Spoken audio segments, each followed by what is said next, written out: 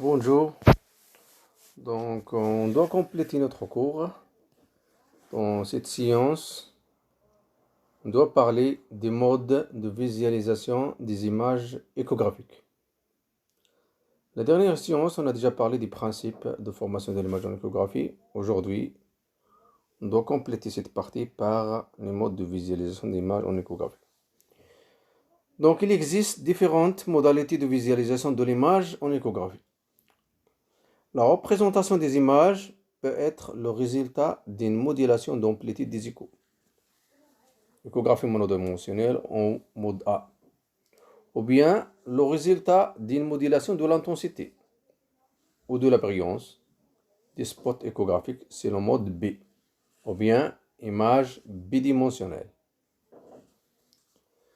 Donc le premier mode qui est le mode A, c'est une représentation graphique. Par contre, le mode B, c'est une représentation sous forme d'image bidimensionnelle en échelle de gris. Là où il y a les blancs, noirs et gris. Donc, il y a une modulation de l'intensité ou bien de la brillance, ce qui permet de donner l'image bidimensionnelle en échelle de gris. Une classification plus détaillée est donnée par la figure ci-dessous, en particulier pour les subdivisions du mode B. Voilà. La réflexion, principe de base de l'échographie. Maintenant, on doit étudier le mode A. Le mode A, ou bien amplitude, l'amplitude de la déflexion verticale de la trace sur l'oscilloscope est proportionnelle à la réflectivité de l'interface, c'est-à-dire à la différence d'impédance acoustique de part et d'autre de cette interface.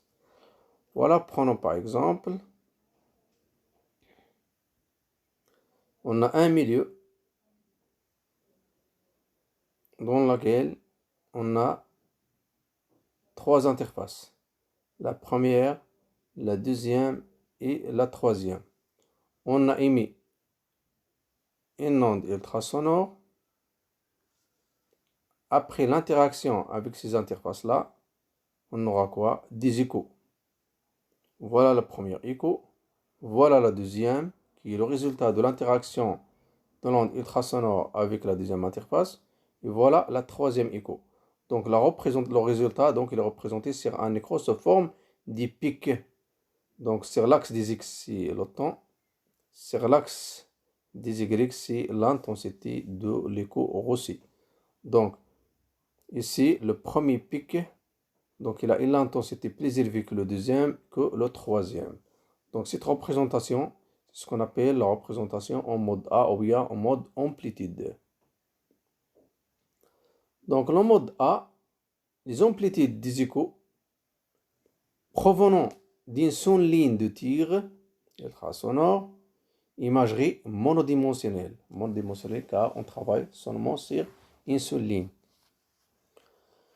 Il module la déflexion verticale de l'écran. Ils sont affichés en fonction du temps. Voilà ce qu'on appelle la déflexion verticale. Ces pics-là, voilà l'axe du temps. C'est une déflexion horizontale. Le temps est proportionnel à la distance ou bien à la profondeur, car le temps mis par un écho pour revenir de la profondeur dépend de la distance et de la vitesse des ultrasons. On a déjà vu ça dans le dernier cours 8.3 ou bien 8.4. Le mode A est donc un mode temps ou bien distance, car toujours il y a une relation entre le temps et la distance. Car la distance, la distance est égale à combien? Est égale au temps sur la célérité est égale à la distance sur le temps. Donc la distance est égale à la célérité fois le temps. Donc le mode A est donc un mode temps ou bien distance. Distance, amplitude. Donc voilà l'axe des X. Donc il est constitué soit par le temps et la distance, ou la distance, Et l'axe des Y, il est constitué par l'amplitude des échos, comme on voit ici, hein. Donc on a ici le temps, et voilà, ici c'est l'intensité, ou bien l'amplitude des échos. Voilà un autre exemple, comme celui qu'on a déjà vu. Donc, on a une sonde, on a un milieu qui est constitué par plusieurs structures. La première structure, donc, il est représenté par la peau. Voilà la première interface. Puis on a la graisse, puis un autre organe, puis un muscle. Et donc, entre deux structures, il y a une interface. Et donc, l'interaction des ultrasons avec ces interfaces-là donne ces pics-là, que sont les échos après réflexion sur ces interfaces-là. Donc c'est une représentation, celle-là, ça montre une représentation en mode A. Donc le même principe est appliqué à l'obtention de l'image échographique. Une sonde est appliquée au contact de la peau avec application d'un gel permettant de réaliser une transition d'impédance acoustique évitant l'interposition de l'air. Donc pourquoi on utilise le gel? On utilise le gel pour faciliter la transmission des ondes ultrasonores vers le corps. Sinon, on aura presque la totalité des ondes ultrasonores seront réfléchies, sans aucune pénétration. C'est pour cela qu'on utilise le gel. L'impulsion ultrasonore émise par la sonde se propage dans les tissus biologiques à une célérité moyenne de l'ordre de 1540 mètres par seconde. Cette célérité rencontre différentes interfaces, chacune générant un écho dont l'amplitude est proportionnelle au coefficient de réflexion.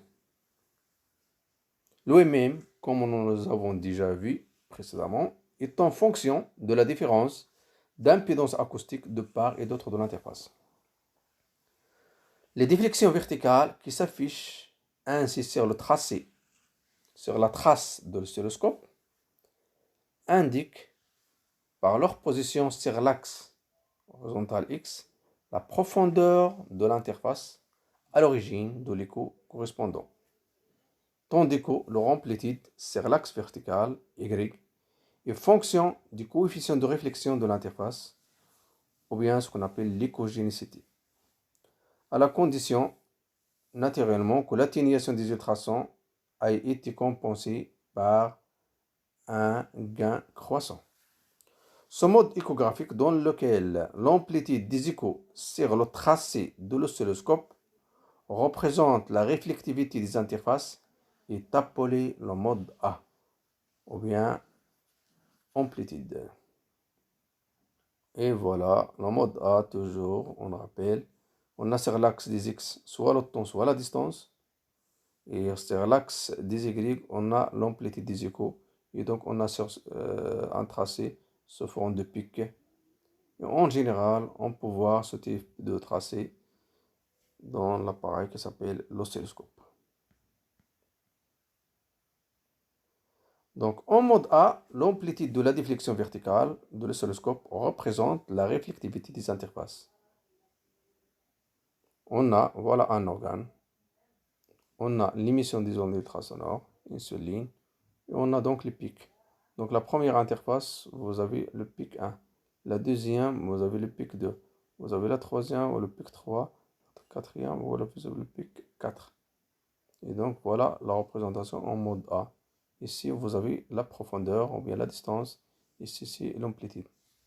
Par contre, en mode B, ce qu'on appelle mode brillance, l'échelle de gris permet de représenter la réflectivité des interfaces à l'atténuation près.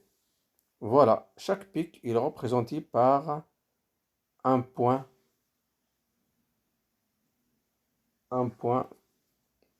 représenté par l'échelle de gris, du blanc jusqu'au noir, passant par les gris.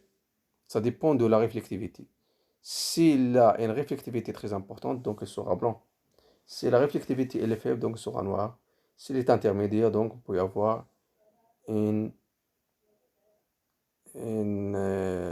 partie soit grise, et ça dépend quel type de gris qu'on peut avoir, ça dépend de la réflectivité. Donc c'est ça ce qu'on appelle le mode B. La représentation, ça se fait en utilisant l'échelle de Gray pour représenter les différents points ou bien interfaces de réflexion. Ici seulement, on a travaillé seulement sur une seule ligne. Voilà la représentation A, voilà la représentation en mode B. Donc, si l'intensité acoustique des échos est représentée sur l'écran non plus par une déflexion verticale, mais par un point, l'intensité lumineuse des points étant proportionnelle à l'amplitude du signal échographique. On obtient ce qu'on appelle l'échographie en mode B, BC pour brillance. La brillance des points affichés sur l'écran représente alors l'amplitude des échos. Un écho de faible intensité est représenté par un point gris sombre, tandis qu'un écho de forte intensité est représenté par un point brillant, presque blanc, selon une échelle de gris.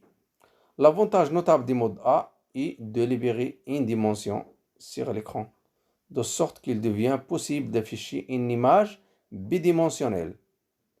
Notons que cependant, que mode B signifie mode brillance et non mode bidimensionnel.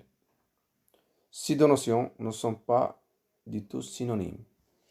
Ce qu'il faut retenir ici, que le mode B, ça permet de représenter une image bidimensionnelle en échelle de gris. Par contre, le mode A, ça permet de représenter seulement l'image d'une seule ligne. Donc, c'est monodimensionnel.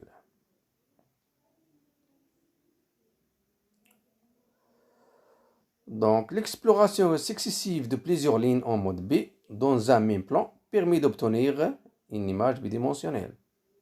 Voilà donc comment on peut faire cette image bidimensionnelle de cet organe-là qui est un vaisseau qui contient cette bifurcation. Donc, on fait la balayage 1, 2, 3, 4, 5 et ainsi de suite. Donc, on a une représentation ligne par ligne, mais on représente les différents points dans lesquels il y a la réflexion, mais en utilisant l'échelle de Gray.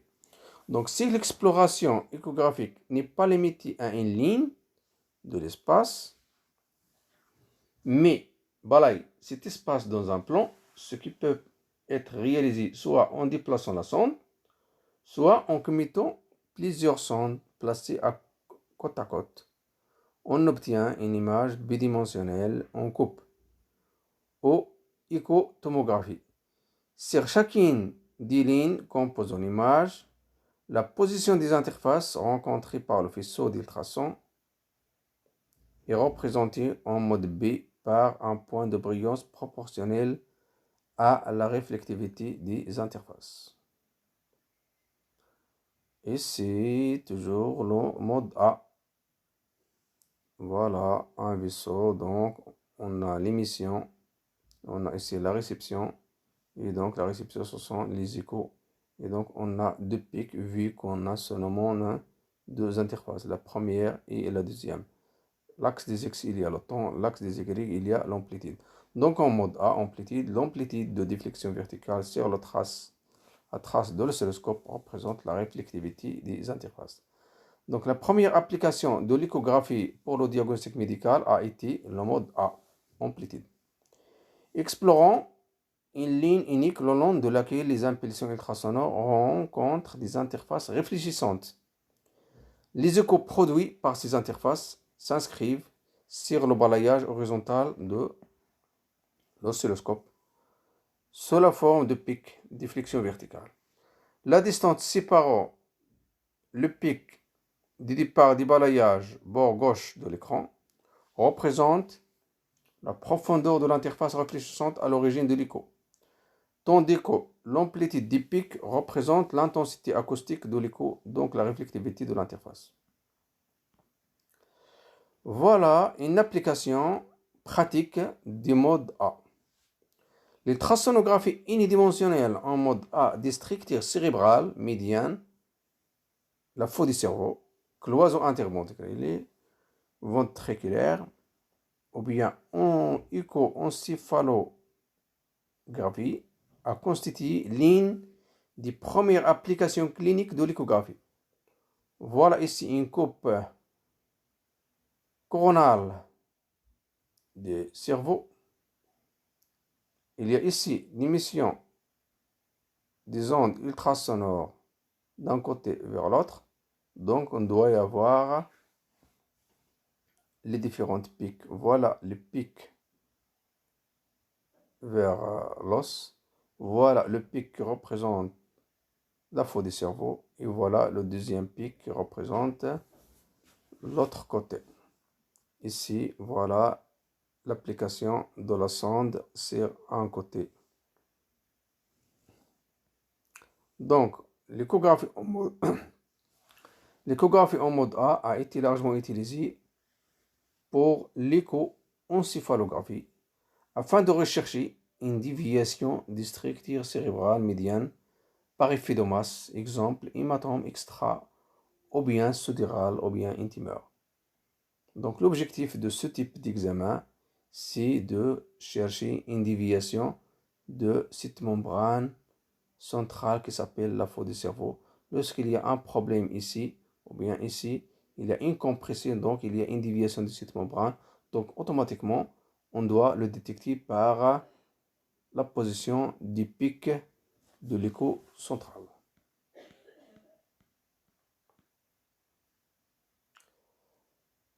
Donc toujours l'échographie en mode A. La cadence de répétition des impulsions PRF doit être d'autant plus basse que la profondeur explorée est grande. Pourquoi?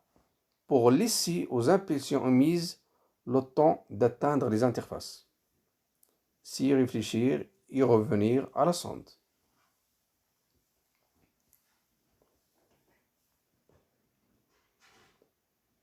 Voilà ici un exemple. On utilise une onde ultrasonore de fréquence de MHz. La durée de l'impulsion, c'est de l'ordre de 1 microseconde. La vitesse du son dans les tissus est de l'ordre de 1540 mètres par seconde. La profondeur à explorer, c'est de l'ordre de 77 mm. La durée du trajet aller-retour, c'est t, 2 fois la distance, sur la célérité, c'est combien? C'est 100 microsecondes.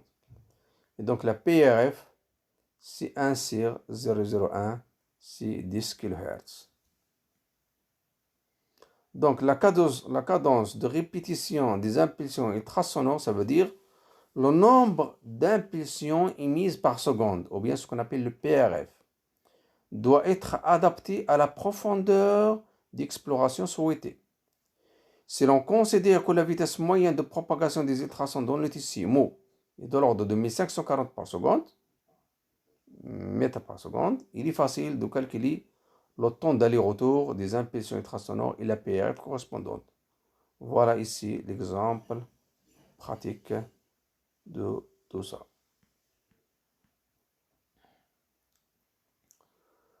Concernant le gain et la compensation de l'atténuation, toujours en mode A, on a ici l'amplitude, ici l'axe des exposés et la profondeur.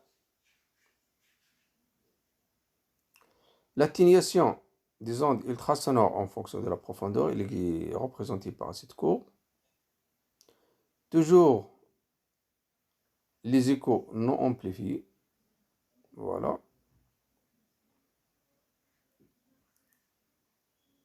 Sont en bleu, ce sont des pics, ce sont des échos. Lorsqu'on utilise un gain ou bien une amplification en fonction de la profondeur, suivant cette courbe-là, on doit y avoir le résultat sous forme de pics en rouge. Ce sont des échos amplifiés. Donc on peut voir les échos qui sont venus de la surface et les échos qui sont venus de la profondeur, même si leur intensité est faible. Donc on doit compenser cette atténuation par un gain ou bien par ce qu'on appelle une amplification.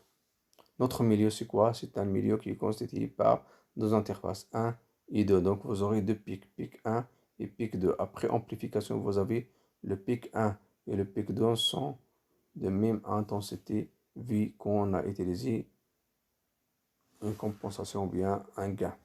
Donc l'amplification des échos doit augmenter avec la profondeur pour compenser l'atténuation.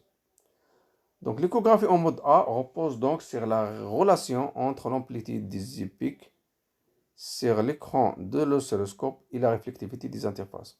Cependant, cette relation est altérée par l'atténuation des ultrasons dans leur traversée des tissus.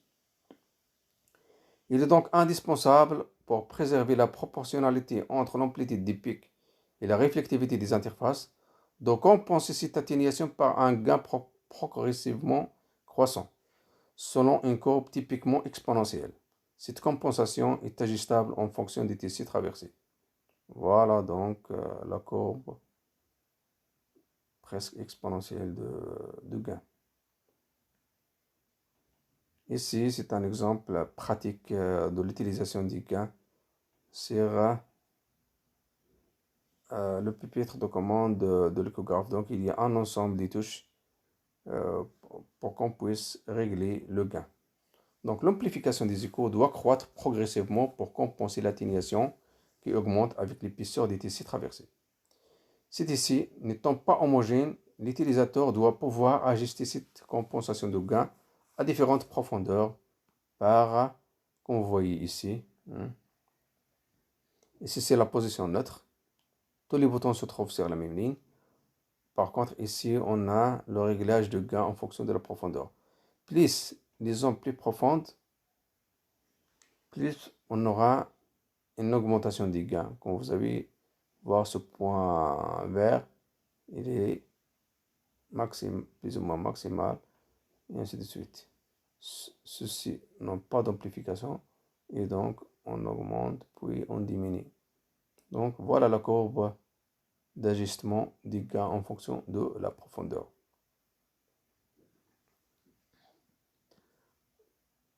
Donc le tableau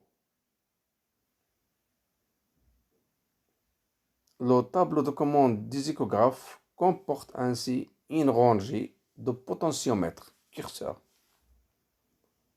Voilà ce qu'on appelle les potentiomètres curseurs. Ce sont ces boutons-là.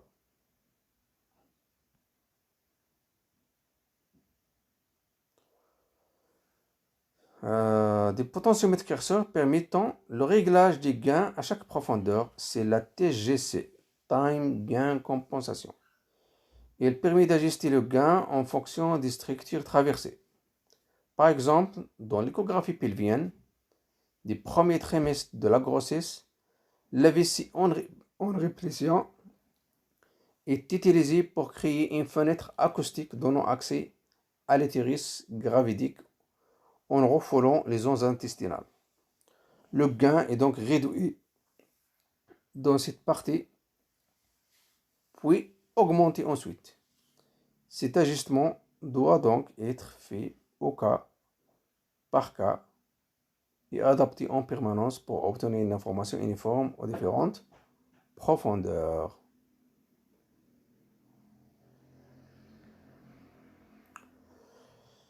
Concernant le mode B, en représentation dite mode B, ce sont les amplitudes des échos qui modulent la brillance des spots de l'écran.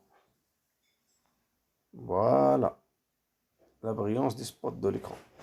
Le mode B est à la base de l'imagerie bidimensionnelle et des modes TM, Time Motion. Le mode B bidimensionnel est obtenu par le déplacement manuel ou bien automatique de la sonde le long des plans de coupe, plan sagittal, axial ou intermédiaire. Le principe du mode B est illustré ici. Voilà, on a en mode A, les échos se font des pics. En mode B, au lieu de représenter les réflexions par les pics, on doit les représenter en échelle de gris, par des spots. Donc, plus le pic a un amplitude très important, plus il doit être représenté en blanc. Plus le pic il a un amplitude très faible, plus ça tend vers sa brillance sera plus ou moins noire. S'il est intermédiaire, donc, il doit prendre une couleur grise. Voilà donc pour le mode B. on aura une image bidimensionnelle. Voilà l'image, voilà l'organe. Donc la sonde doit faire un balayage de tout l'organe. Et l'émission, ça se fait ligne par ligne, comme on a déjà dit dans l'ancien cours. Et donc le résultat, il est représenté ici, ou bien en image sur l'écran de l'organe qui est exploré. C'est une image bidimensionnelle.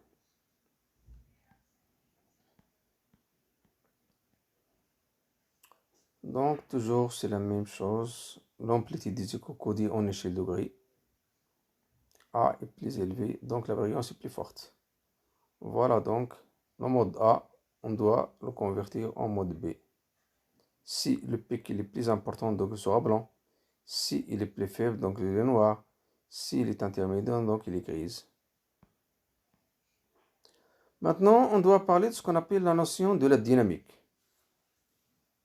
La dynamique d'un système est le rapport de la plus grande à la plus petite valeur détectable de la valeur considérée.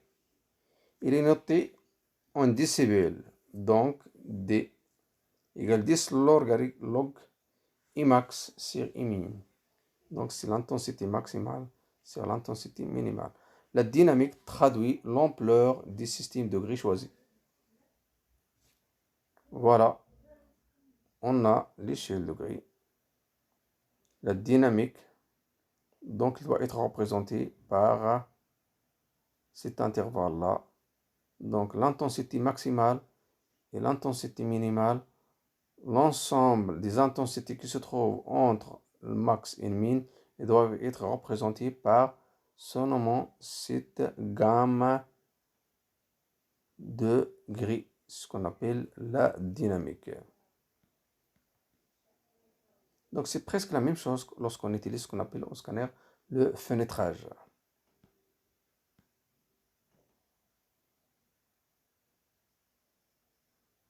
Donc la notion de résolution en contraste pour l'échographie doit y introduire la notion de la dynamique. La résolution de contraste d'un échographe dépend donc d'une part de l'étendue de la gamme d'intensité acoustique que l'appareil est capable de détecter et de restituer en fonction par conséquent de la sensibilité de la sonde et de la qualité des étages électroniques d'amplification. On appelle dynamique le rapport sur une échelle logarithmique de la plus grande à la plus petite valeur que peut prendre une variable, en l'occurrence de l'intensité acoustique. C'est ça, ce qu'on a déjà dit. Voilà. C'est le rapport entre Imax et Imin, mais toujours logarithmique. Prenons par exemple, l'oreille humaine est capable de détecter des sons de très faible intensité, mais aussi des sons dont l'intensité est 10 à la puissance 12 fois plus grande. Pour représenter une gamme aussi étendue, une échelle linéaire ne serait pas utilisable en pratique. On utilise donc une échelle logarithmique. Donc, l'échelle logarithmique, on l'utilise lorsqu'on veut représenter des valeurs très faibles et des valeurs très grandes sur le même graphe. On utilise l'échelle logarithmique. Si vous utilisez par erreur l'échelle linéaire pour voir les petites valeurs et les très grandes valeurs, donc vous n'arrivez pas à représenter toutes ces valeurs-là sur un graphe. Donc les petites valeurs seront masquées, par contre on peut voir seulement les grandes valeurs. C'est pour cela on utilise l'échelle logarithmique pour qu'on puisse voir tout ça. C'est pour cela, en échographie, il y a des intensités qui sont très faibles et des intensités qui sont très grandes. C'est pour cela qu'on utilise l'échelle logarithmique. En outre, il est usage en audiométrie de rapporter le seuil d'édition d'un CJ au seuil moyen d'une population normale. Ce rapport s'exprime aussi sur une échelle logarithmique. Et l'unité est alors le dixième de Bell, ce qu'on appelle le décibel. La dynamique de l'oreille humaine est donc de l'ordre de 120 décibels. De la même façon, le rapport de la plus forte à la plus petite intensité ultrasonore dont peut rendre compte un échographe s'exprime en décibels. Et la même notation est utilisée pour définir ce qu'on appelle le gain des amplifications ou bien d'atténuation des ultrasons dans les tissus, par les tissus.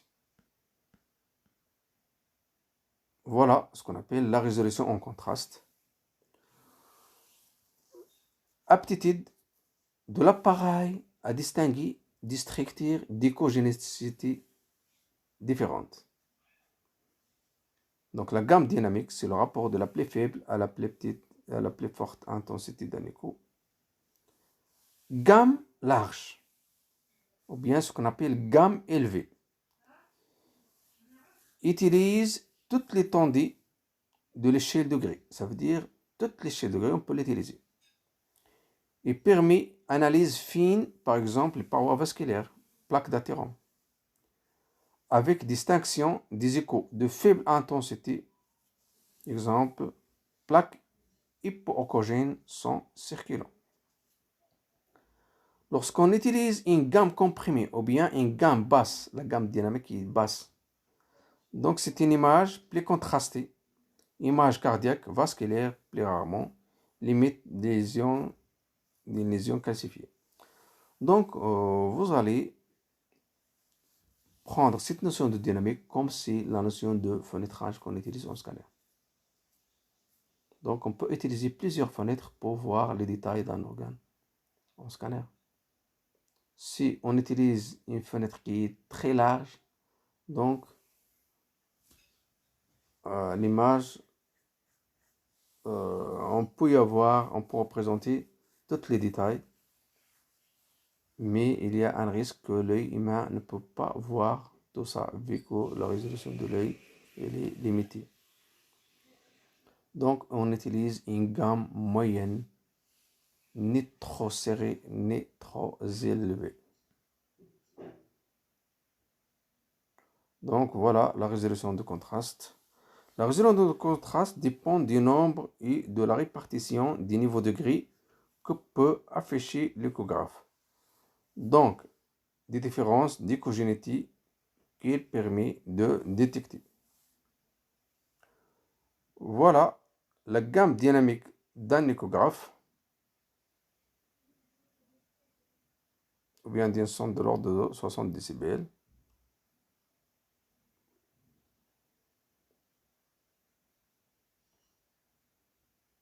La gamme dynamique de l'écran, 40 décibels, qu'il peut représenter.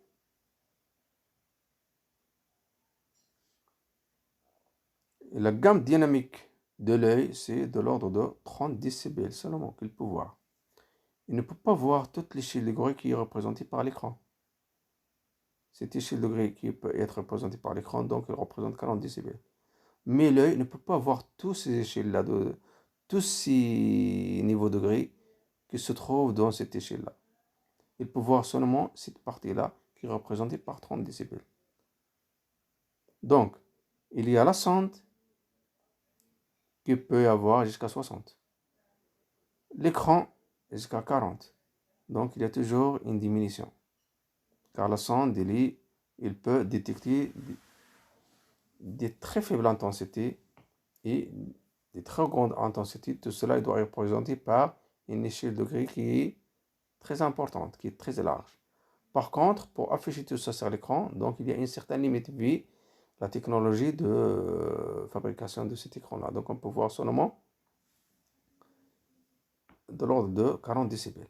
Par contre, l'œil ne peut pas voir toutes ces gammes de Gray qu'il peut afficher l'écran, mais il peut voir seulement quelques niveaux de Gray, 16 jusqu'à 20, qui peut être représenté par 30 décibels.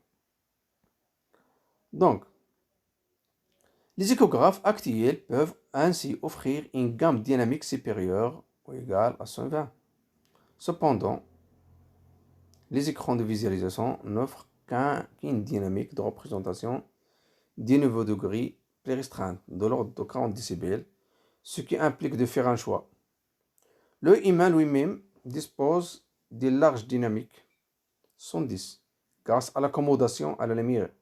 Mais dans des conditions d'éclairement données, cette dynamique utile, c'est 30 décibels. Il est donc nécessaire de réaliser une adaptation de la représentation des niveaux de gris à la capacité visuelle qui décerne, à la capacité visuelle de discernement de l'observateur. En pratique, l'atténuation des ultrasons par les tissus traversés peut atteindre 60 à 70. Donc, c'est celle-là. Théoriquement, il peut donner jusqu'à 120, mais en pratique, c'est seulement 60 jusqu'à 70 décibels, vu l'atténuation. Donc, la dynamique cliniquement utile pour rendre compte des différences d'échogénéité, c'est de 50 à 60 décibels. L'échelle de gris présentée sur l'écran des échographes affiche en général 256 niveaux de gris, ce qui représente le maximum de niveaux que peut distinguer un œil humain dans les conditions d'une meilleure condition.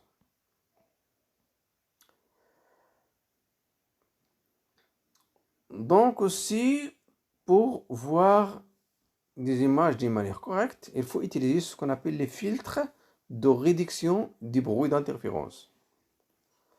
Un filtrage spatial permet d'affecter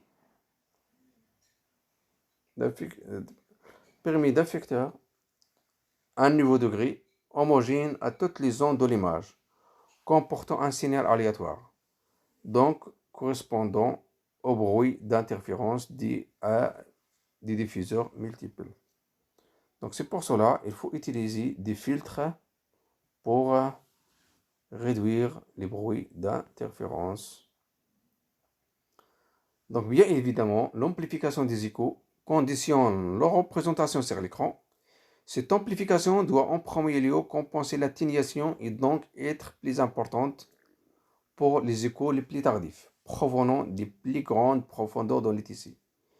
Il peut aussi ne pas être linéaire de façon à appliquer une forte amplification aux échos de faible intensité pour les rendre discernables et les distinguer des bruits de défaut.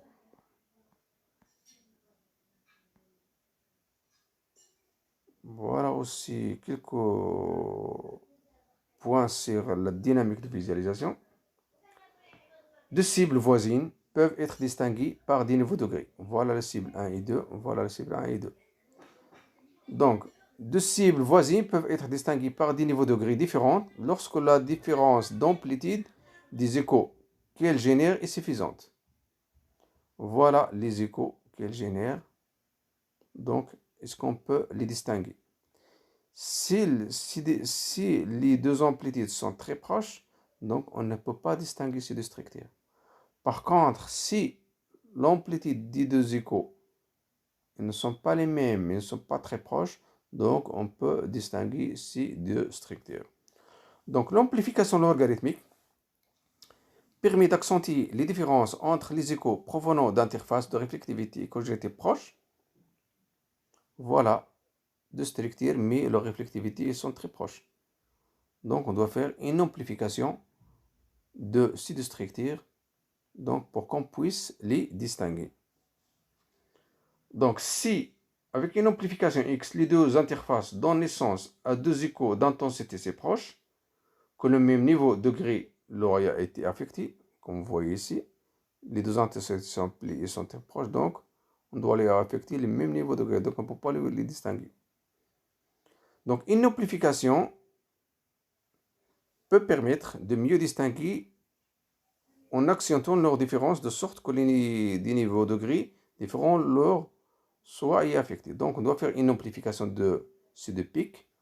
Donc le pic 1 donc, sera très élevé par rapport au pic 2.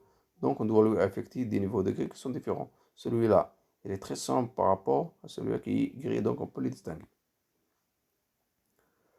Donc, influence de la gamme dynamique sur la qualité d'image. Ici, on a une gamme dynamique très élevée. Donc, il y a beaucoup de niveaux de gris pour représenter l'image. Une gamme dynamique basse, donc on a ici le nombre de niveaux de gris, il est très faible par rapport à cette image-là. Donc, dynamique élevée, petit écho dans la lumière écho de globule rouge. Dynamique basse, image plus contrastée, lumière des vaisseaux est anéchogène. Voilà la lumière des vaisseaux. Anéchogène, ça veut dire qu'il vous donne une couleur très noire. Comment on peut voir cette couleur très noire? Donc on doit régler ce qu'on appelle la dynamique qui est basse. Par contre, la dynamique qui est élevée, donc cette lumière-là, n'est pas très échogène. Donc on a des petits échos de la lumière dans la lumière. Ça veut dire à l'intérieur de le vaisseau qui permet de donner des échos du globe rouge. Voilà ici une comparaison sur la résolution de contraste et la gamme dynamique. Donc la gamme dynamique restreinte, ça veut dire très rétrécie, on a cette image-là. La gamme dynamique large, la gamme dynamique moyenne, la gamme dynamique maximale. Le fait de changer la gamme dynamique, donc automatiquement, va changer le contraste des images. Donc c'est un exemple, l'image d'une même artère carotide au niveau du bulbe, comportant une petite plaque antérieure hypoéchogène qui n'est clairement visible et analysable que si l'on utilise la gamme dynamique maximale disponible sur cet échographe. Maintenant, on doit traiter un mode qui s'appelle le mode TM, temps mouvement. Le mode TM permet de suivre le mouvement des organes en rajoutant en mode B monodimensionnel une seule ligne de tir, entre crochets, un balayage temporel. Donc ici c'est un mode B mais monodimensionnel, seulement une seule ligne de tir sur laquelle on travaille. Mais on doit ajouter la composante du temps. Donc on doit suivre la formation de l'image de cette ligne au cours du temps. On verra donc défiler sur l'écran le déplacement des spots plus ou moins intenses représentant l'écho. Des structures testillaires organiques mobiles qui traversent la ligne de tir ultrasonore, qu'on voit ici. Voilà. Cet exemple démontre le mode TM. La ligne de tir ultrasonore passe par les structures mobiles du cœur. Voilà, ici vous avez le cœur, la sonde, la ligne de tir, elle est ici, une seule ligne de tir qui est fixe, ne bouge pas. Mais on doit enregistrer les échos en mode B. Voilà, on a plusieurs points en échelle de gris qui représentent les différentes interfaces rencontrées sur cette ligne de tir. Mais à un instant donné, à T1, on a cette ligne, à T2, on a une autre ligne, à T3, on a une autre ligne, à T4, vous avez une autre ligne, et ainsi de suite, en fonction du temps. Mais toujours, la sonde est à sa place, ne bouge pas. Donc, c'est une représentation des différentes structures qui se trouvent sur cet axe de tir, mais en fonction du temps. Donc, cette image-là, ça permet de caractériser le mouvement du corps sur une seule ligne de tir. Voilà le cœur, voilà la sonde, voilà l'émission des ondes ultrasonores, et voilà le résultat, mais toujours sur l'axe des x il y a le temps, sur l'axe des y il y a la distance, ça veut dire la profondeur, mais vous avez la représentation des différentes interfaces en fonction du temps. Mais toujours au même emplacement, l'emplacement ne change pas. Donc, le long d'une seule et même ligne d'exploration, la position des interfaces est représentée dans le temps, permettant d'observer leur cinétique, ça veut dire leur mouvement. Ce mode reste très utile en cardiologie. Donc, le mode TM affiche donc sur l'écran, sur l'axe vertical, la profondeur d'exploration et sur l'axe horizontal, le temps. Ainsi, la position des différentes interfaces rencontrées par le faisceau d'ultrasons se trouve retranscrite dans le temps, ce qui permet d'observer la cinétique de leur mouvement éventuel. Ce mode est très utile en cardiologie pour évaluer la cinétique des mouvements des parois cardiaques et des valves et d'effectuer des mesures précises. Voilà, donc on a fini sur les différents modes d'affichage en échographie. On a traité jusqu'à maintenant le mode A, le mode B et le mode TM. Ce sont les modes les plus utilisés pour étudier les différents secteurs en mode échographique. Donc, ce paragraphe, ou bien ce cours, a pris fin. Donc, la prochaine séance, Inch'Allah, on doit être traité ce qu'on appelle l'imagerie non linéaire ou bien l'harmonique.